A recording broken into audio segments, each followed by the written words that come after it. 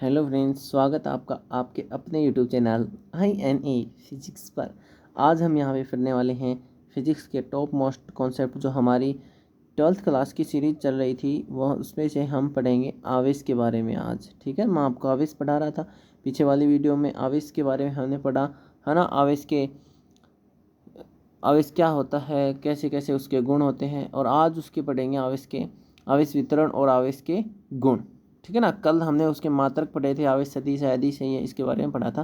तो अगर पहले वाली वीडियो आपने नहीं देखी तो उसको ज़रूर देख लेना, डिस्क्रिप्शन में आपको उसकी लिंक दे दी जाएगी। और अगर आप हम इन सभी नोट्स की PDF आप चाहते हैं तो हमारे टेलीग्राम चैनल को ज्वाइन कर लीजिएगा, उसकी लिंक आपको डिस्क्रिप्शन में दे दी जाएगी। ठीक है, तो चलिए बिना टाइम वेस्ट किए स्टार्ट करते हैं।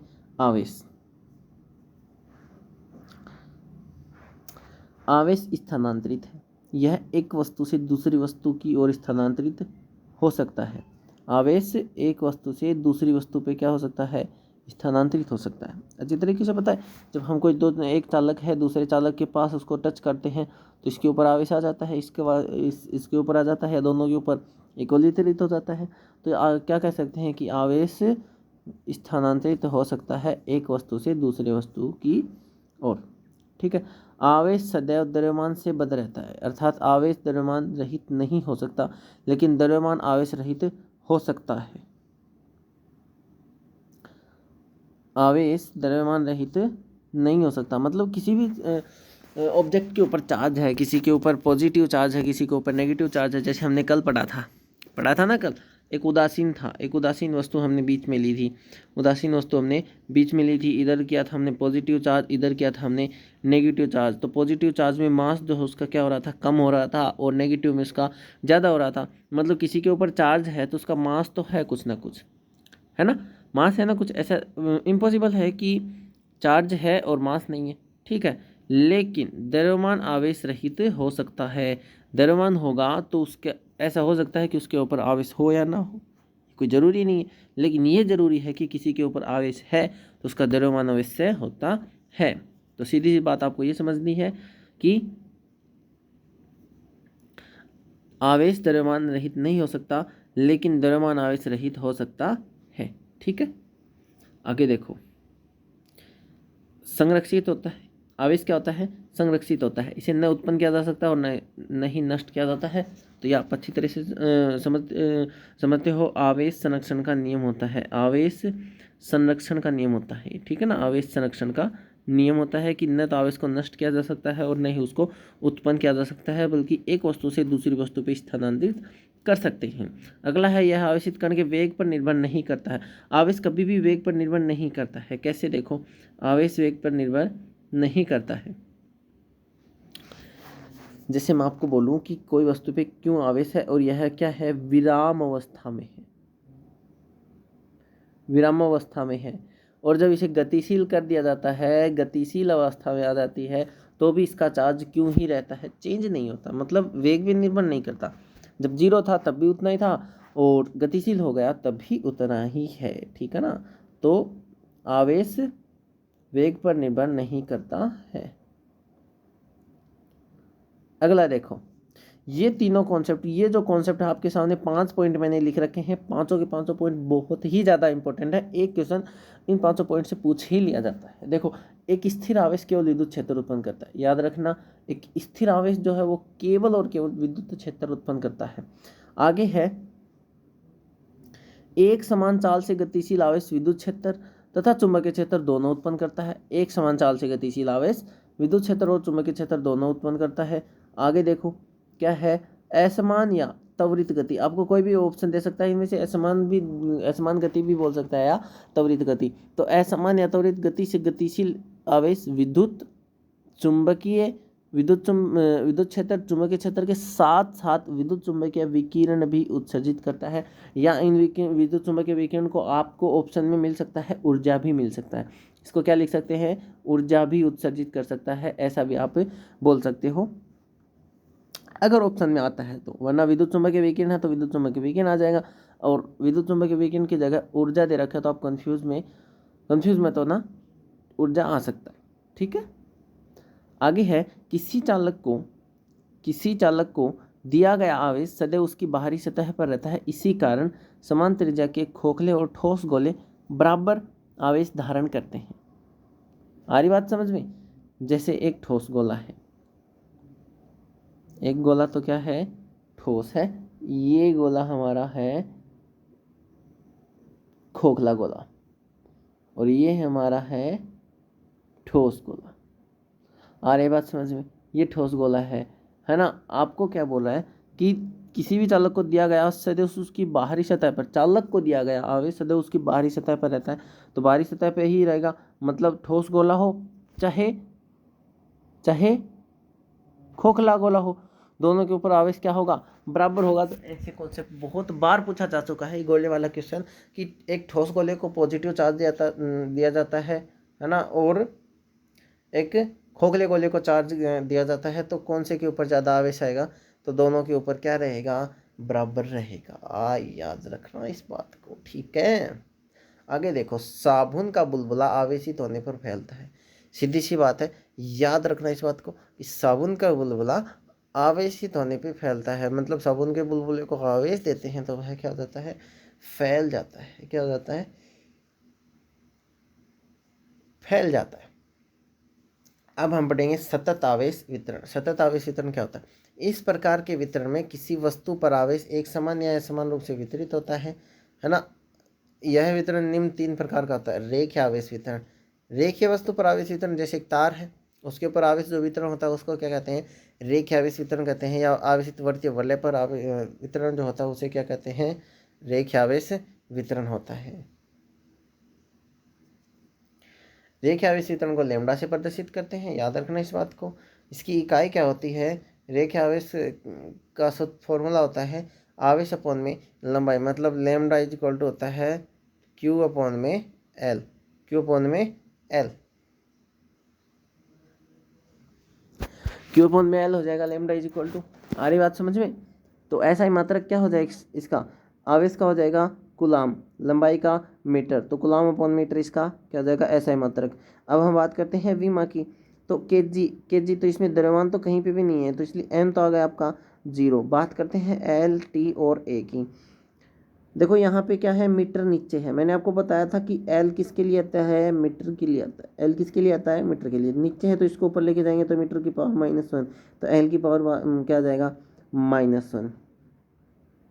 और आवेश की विमा, सी की विमा मैंने आपको बताई थी, A1T1 लिखी थी ना कल। A1T1 कहाँ से आई है, विद्युत धारा के फॉर्मूले से। तो इस बात को भी आप समझ लेना, याद रखना, ठीक है। पीछे वाली वीडियो देख लेना इसके लिए। सतही आवेश, क्षेत्रफल आवेश वितरण, किसी सतह पर वितरित आवेश, कोई भी सतह सरफेस है, जैसे एक चद्दर है ना, किसी भी सतह पे वितरित जो आवेश होता है उसे क्या कहते हैं, सतह आवेश वितरण कहते हैं। इसको किससे दर्शाते हैं, सिग्मा से इसको प्रदर्शित किया जाता है। किससे, सिग्मा से प्रदर्शित किया जाता है इसको, ठीक है ना, सिग्मा से प्रदर्शित करते हैं। आगे देखो, फॉर्मूला क्या होता है, आवेश अपॉन में क्षेत्रफल। देखो रेखीय आवेश वितरण, एक होता है सतह आवेश वितरण और एक होता है आयतन आवेश वितरण। तीनों में कुछ फर्क नहीं है, बस रेखीय में नीचे एल आता है, उसमें क्षेत्रफल में एल स्क्वायर होता है, आयतन में एल क्यूब हो जाता है, कुछ भी डिफरेंस नहीं है, याद रखना इस बात को। ठीक है। तो आवेश अपॉन में क्षेत्रफल, ऐसा ही मतलब क्या हो जाएगा, आवेश का हो जाएगा कुलाम, क्षेत्रफल का मीटर स्क्वायर, ठीक है। तो विमा की बात करते हैं, तो आवेश की तो आपको पता है ना, आवेश की तो पता है A1T1 ये आ जाएगी इसकी तो। बात है एल की पावर -2 की, तो नीचे क्या है, देखो यहाँ पे मीटर की क्या दे रखी है, स्क्वायर, तो मीटर की स्क्वायर ही ऊपर जाएगा तो m की पावर -2 हो जाएगा। m की पावर -2 है तो l की पावर भी क्या आ जाएगा, -2 आ जाएगा, ठीक है ना। आगे है आयतन आवेश वितरण। आयतन आवेश वितरण भी सेम ऐसे ही है, किसी वस्तु के संपूर्ण आयतन में वितरित आवेश क्या कहलाता है, आयतन आवेश वितरण। कुचालक गोले के अंदर, कुचालक गोले में आवेश वितरण, जो कुचालक गोला है उसमें आवेश वितरण कैसे होता है, आयतन आवेश वितरण मतलब क्या होता है, मैंने आपको बताया, एक चालक होता है, एक चालक गोले की बात करते हैं, एक कुचालक गोले की बात करते हैं, है ना। चालक में आवेश सतह पर होता है, ओनली सतह पर, कहाँ पे, ओनली सतह पे, सतह पे। लेकिन इसमें क्या होगा, संपूर्ण आयतन में, कहाँ पे फैलता है? संपूर्ण आयतन में फैलता है। तो कुचालक में कहाँ पे फैलता है? संपूर्ण आयतन में। चालक में सतह पे, चाहे वो कोई भी ऑब्जेक्ट हो, गोला हो, है ना, क्यूब हो, क्यूबॉइड हो, चाहे कुछ भी हो, यही रहेगा। इसको किससे दर्शाते हैं? रो से। इसको रो बोला जाता है, ठीक है ना। इसको किससे दर्शाते हैं? रो से। आ गया आपके सामने आवेश। पीछे क्या था? देखो, क्षेत्रफल था। सबसे पहले था लंबाई, फिर था क्षेत्रफल, है ना, और अब क्या आ गया?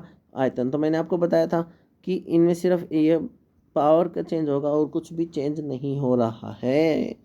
देखो यहाँ पे आयतन था, आयतन क्या क्या हो जाएगा? Metre cube. आवेश का हो जाएगा कूलाम, तो coulomb upon metre, metre cube इसकी हो जाएगी एसआई यूनिट।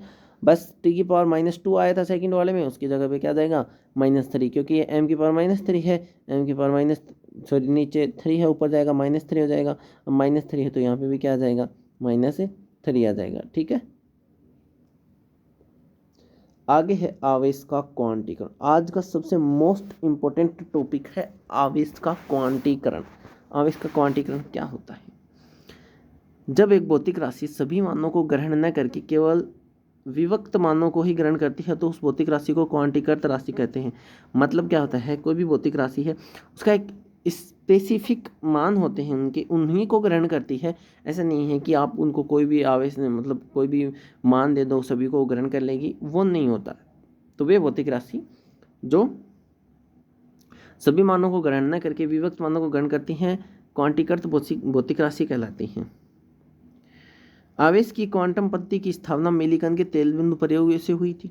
ये क्वेश्चन भी पूछा जा चुका है कि आवेश की क्वांटम पद्धति की स्थापना किस प्रयोग के द्वारा हुई थी? तो मिलिकन के तेल बूंद प्रयोग से, ठीक है ना।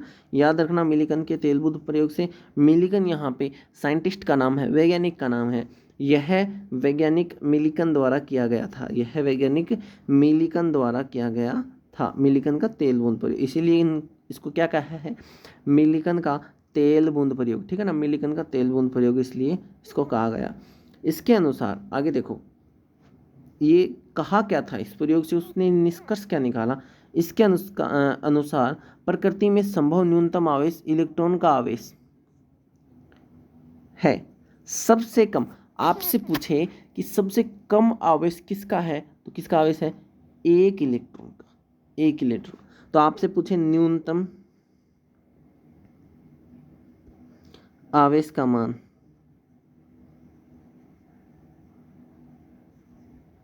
न्यूनतम आवेश का मान क्या हो जाएगा? 1.6 गुणा 10⁻⁻19 कूलाम। 1.6 गुणा 10⁻⁻19 कूलाम, ठीक है ना। 1.6 गुणा 10⁻⁻19 कूलाम, मतलब इलेक्ट्रॉन का आवेश है ना, प्रकृति के ऊपर सबसे कम आवेश है। बाकी किसी भी ऑब्जेक्ट को हम आवेश देते हैं तो वो इलेक्ट्रॉन का पूर्ण गुणज होता है। मतलब क्या है? अतः किसी वस्तु को पर आवेश का मान मूल आवेश इलेक्ट्रॉन ई का पूर्ण गुणज होता है।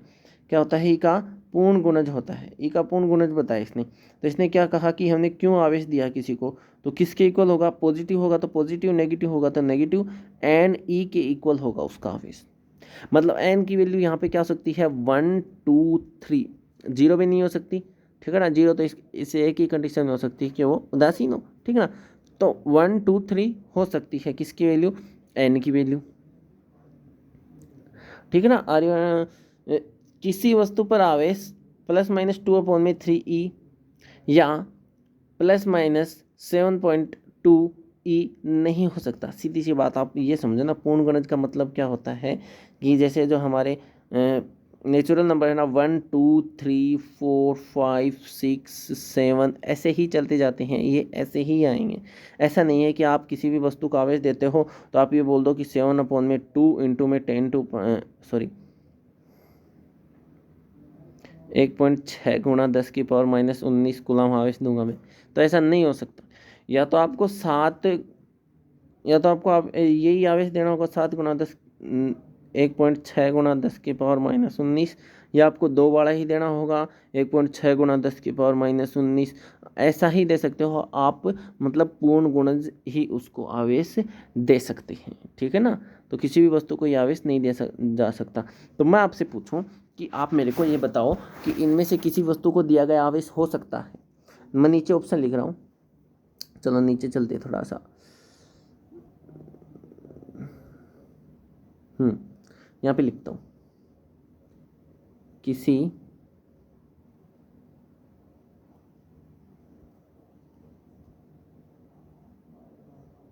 वस्तु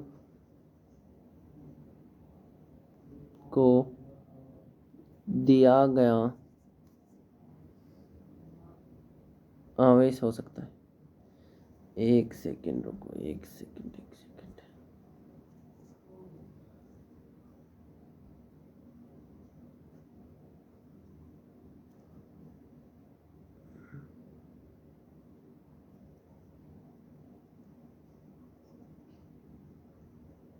है ना, तो आप बताओ किसी वस्तु को दिया गया आवेश, मैं यहाँ पे ऑप्शन लिख रहा हूँ आपके सामने, 1.6 इंटू में 10⁻⁻18,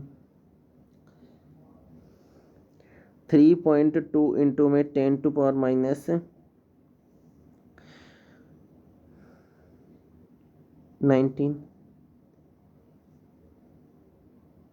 2.4 इंटू में 10⁻⁻19, 33.6 इंटू में 10⁻⁻19। अब बताओ, यहाँ पे सारे ऑप्शन सही लग रहे हैं, लेकिन ये देखो ये वाला ऑप्शन है जो है वो 2 से जब हम 1.6 इंटू में 10⁻⁻19 को 2 से मल्टीप्लाई कर देते हैं तो हमारे पास ये आ जाता है। तो ये इसका चार्ज हो सकता है। तो किसी भी वस्तु को दिया गया आवेश से इलेक्ट्रॉन के आवेश का क्या होगा, पूर्ण गुणज ही होना चाहिए। इलेक्ट्रॉन के आवेश का क्या होना चाहिए, वो पूर्ण गुणज ही होना चाहिए। याद रखना इस बात को। आपको अगर ये जो पढ़ाया गया है इसकी PDF चाहिए, नोट्स चाहिए आपको, तो आप हमारे टेलीग्राम चैनल INAPhysics को सब्सक्राइब कर सकते हैं। और अगर आपको चैनल नहीं मिल रहा है तो डिस्क्रिप्शन में इसकी लिंक दे दी जाएगी, आप सीधा जाके PDF डाउनलोड कर सकते हैं। आप हमारे YouTube चैनल को सब्सक्राइब कर लीजिएगा अगर आपको कंप्लीट फिजिक्स का कोर्स पढ़ना है तो, ठीक है ना। ओके, थैंक यू पढ़ने के लिए, थैंक यू वीडियो को लास्ट तक देखने के लिए, थैंक यू, और हमारे चैनल को विजिट करने के लिए थैंक यू। ऐसे ही विजिट करते रहिएगा और अपने फ्रेंड्स के साथ भी शेयर कर दीजिएगा, ठीक है ना। और ये था पार्ट 2, है ना। मैंने जो कमिटमेंट किया था आपसे कि मॉर्निंग में आपको मिलेगी 11th क्लास की और इवनिंग में मिलेगी 12th क्लास की, तो आज थोड़ा सा लेट हो गया, लेकिन इवनिंग होते होते मैंने आपको वीडियो प्रोवाइड करवा दी है। तो don't worry, be happy, course complete होगा आपका अगले एग्ज़ाम से पहले, ठीक है। थैंक यू, धन्यवाद।